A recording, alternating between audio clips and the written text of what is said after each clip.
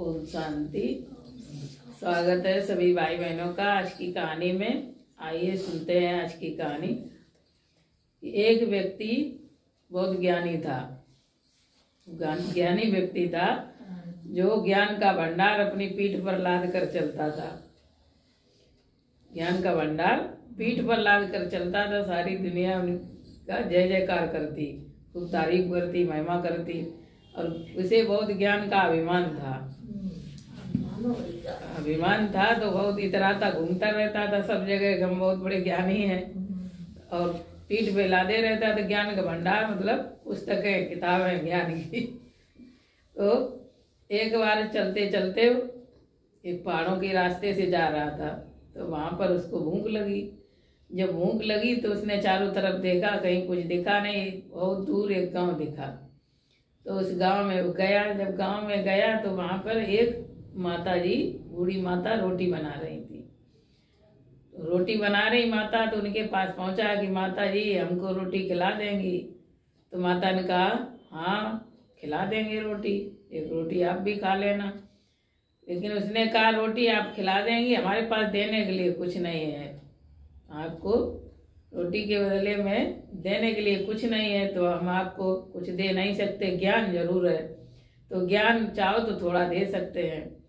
तो माता ने कहा ठीक, पहले रोटी खा लो फिर बाद में ज्ञान देना। तो उसने रोटी खाई। रोटी खाने के बाद फिर कहा कि हाँ माता अब पूछो आपको कौन सा ज्ञान दें। तो माता ने कहा एक हमारे प्रश्न का उत्तर दो। तो माता ने प्रश्न पूछा कि अभी आपने जो रोटी खाई है वो किस मन से खाई है, वर्तमान के मन से खाई या भूतकाल के मन से खाई या भविष्य के मन से खाई है।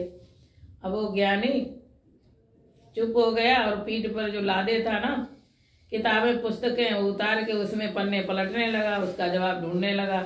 बहुत देर हो गई, सब इधर उधर पलट लिया, सब देख लिया, कहीं इसका जवाब ही नहीं मिला। तो बहुत देर इंतजार करने के बाद माता ने कहा कि अब तुम रहने दो, मतलब इसका जवाब तुम नहीं दो, क्योंकि ये इतनी छोटी सी बात है, इसके जवाब के लिए पुस्तक में पन्ने पलटने की क्या जरूरत है। हर बात ज्ञान की कोई किताबों में थोड़ी लिखी होती है, ये प्रैक्टिकल अनुभव की चीजें हैं। कहा कि जो रोटी खाई वो तो मुंह से रोटी खाई तुमने, इतना सहज जवाब, इतना कठिन जवाब भी नहीं है इस बात का कि जो रोटी खाई वर्तमान और भूत और भविष्य की इसमें बात ही नहीं है मन से, ये तो मुंह से रोटी खाई जाती, मुंह से खाई। तो बूढ़ी माता ने उस ज्ञानी को ये बात समझाई कि हर चीज जो है इतनी सहज बात और सहज जो ज्ञान है वो प्रैक्टिकल जीवन में ही अनुभव का ज्ञान है, कि केवल किताबें लादने से या किताबों में सब कुछ ज्ञान नहीं है। प्रैक्टिकल जीवन में जितना हमारा सहज जीवन होगा, सरल जीवन होगा, मधुर जीवन होगा, उतना ही हमारा जीवन अच्छे से खुशहाल रहेगा। तो पुस्तकों में ढूंढने से नहीं सारी ज्ञान की प्राप्ति हो जाती है। अपने जीवन को सहज बनाए, सरल बनाए, और जब सरल और सहज जीवन होगा तो खुशहाल जीवन होगा। हमेशा संतुष्ट रहें, संतोषी बन के रहें।